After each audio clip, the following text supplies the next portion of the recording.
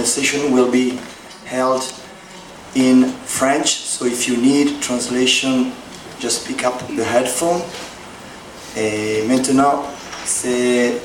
Bon, vous l'avez déjà vu, ces jours-ci, Léa Locarno avec nous, mais je tiens encore à remercier une fois Bruno Dumont pour être avec nous, pour nous présenter ses films, surtout pour nous avoir amené son dernier film, Coin Coin les Inhumains. Donc je vous rappelle qu'on a montré les 2 premiers épisodes hier soir et ce matin, et on aura moyen de voir la fin de cette série cet après-midi à 4h15 à la Sala. Bruno, moi j'ai occasion de rencontrer Bruno Dumont quand il avait montré son premier film, La vie de Jésus à Cannes. C'est un film qu'il a tout de suite fait remarquer par c'était d'abord, je pense aussi, le titre jouait beaucoup, et sa façon de regarder les hommes, les jeunes, et sa façon de jouer sur quelque chose qui est au cœur de notre société, c'est-à-dire la différence. Je voudrais commencer par cela, en demandant à Bruno comment il a conçu ce film. Le film, si vous l'avez vu, on l'a montré ici, c'est un film qui a un protagoniste, un jeune homme, comme il y en a plusieurs, en France, en Italie, en Suisse, mais surtout la relation qu'il commence à avoir avec l'autre, quand il découvre que cet autre existe. Donc je voulais demander un peu à Bruno comment il a conçu l'histoire avant de penser à la mise en scène. Bonjour. En fait, moi, j'ai pas fait d'études de cinéma, donc j'ai fait de la philosophie.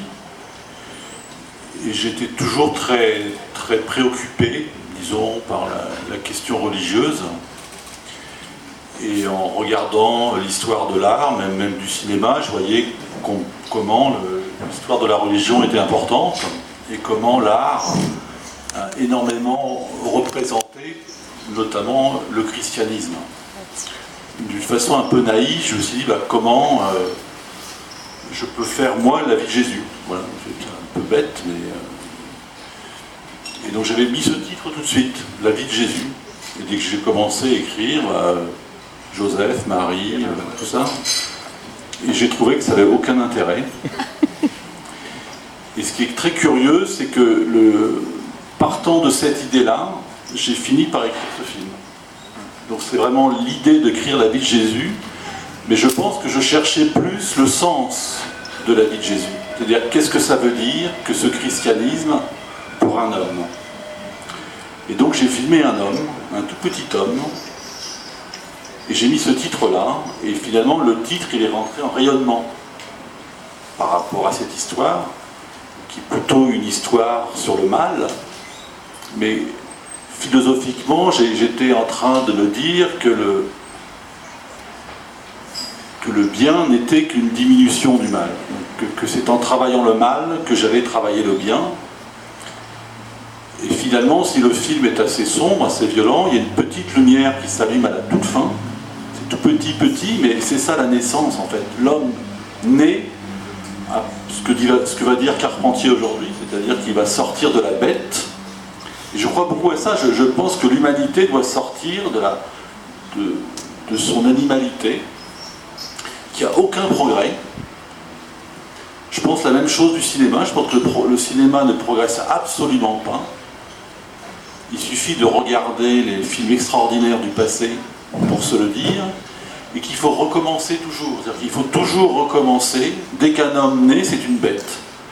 Et je crois beaucoup que le cinéma, qui est un divertissement, il n'y a pas de problème avec ça, mais il a une grande valeur d'éducation.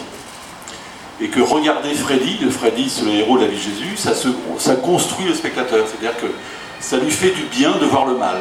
Parce que c'est du cinéma, de toute façon c'est pas très grave, mais ce qui est le plus important, c'est la construction. Moi j'étais professeur, donc j'avais des élèves, et puis les élèves, il y avait tous les élèves, ils sont aussi gentils, méchants. Et voilà, ça a commencé comme ça, et j'ai pas fait d'école de cinéma, donc j'ai fait beaucoup de films dans les usines. Donc j'étais très habitué à travailler avec des ouvriers, donc je savais bien filmer des ouvriers. Et finalement, j'ai pris un ouvrier. Voilà. Mais le fait d'avoir pris un ouvrier a en quelque sorte aussi changé le film, parce que c'est un film qui parle de la vie de Jésus, mais on le retrouvera dans les autres films, même dans Coin. Le choix des comédiens, avec leur corps, leur visage, a une importance très très forte, je pense. Parce que moi j'ai eu des très mauvaises expériences avec les acteurs professionnels. Non mais avant, parce que je fais beaucoup avant, comme j'ai pas fait d'école de cinéma, j'ai enseigné la philo, mais en même temps j'ai commencé à mettre mes pieds dans l'industrie vidéo. Je faisais des films pour Nestlé, ce qu'on appelle des films d'entreprise. Et souvent, j'écrivais des petits scénarios qui n'avaient aucun intérêt, mais pour appâter un petit peu. Et j'avais fait un film pour une banque, voilà, pour expliquer un système de crédit. Et j'avais pris des acteurs. Et ma relation, les acteurs, j'ai trouvé, ils étaient assez prétentieux. Moi, j'étais un tout petit réalisateur, hein, donc j'aimais pas la façon dont ils me parlaient. J'aimais pas la prétention qu'ils avaient à m'expliquer. Et j'avais fait un film, je ne sais pas, vous connaissez Leroy Merlin, j'ai fait un film pour Leroy Merlin. Qui a une grosse chaîne de distribution. Ouais, bricolage. Et je cherchais un vendeur. Donc j'ai demandé à un acteur de faire le vendeur, mais il était assez... C'était un type pas sympathique, quoi. Donc je trouvais qu'il jouait mal. Et je trouvais que j'arrivais pas à le diriger, moi. Donc en même temps, je culpabilisais, je dis, bah, après tout, c'est de ma faute, je joue pas bien, c'est que je joue pas très fort. Et l'idée m'est venue de prendre un vrai vendeur. Et finalement, le vendeur, il était formidable.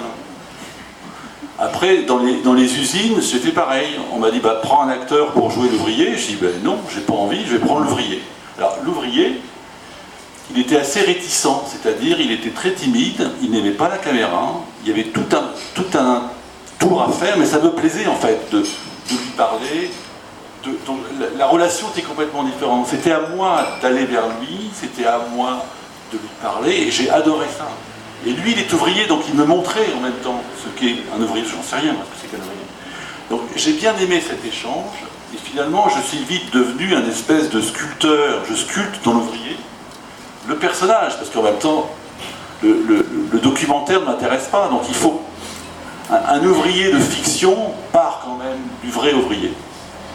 Et donc c'était vraiment des... Et quand j'ai écrit La vie de Jésus, mon producteur m'a dit, bah, tu vas prendre des acteurs professionnels, évidemment, pour financer c'est beaucoup plus facile, t'as qu'à prendre machin, etc. Et j'ai dit non. Et donc je lui ai amené l'acteur, David Douche, et on a fait des essais, c'était catastrophique. Mais j'étais sûr. Alors c'était catastrophique parce qu'il était timide, parce qu'il n'était pas à l'aise, parce qu'il ne voulait pas, mais c'était un animal, si vous voulez, mais c'était passionnant, tellement, et on le voit, quand vous voyez le film, il a une présence extraordinaire.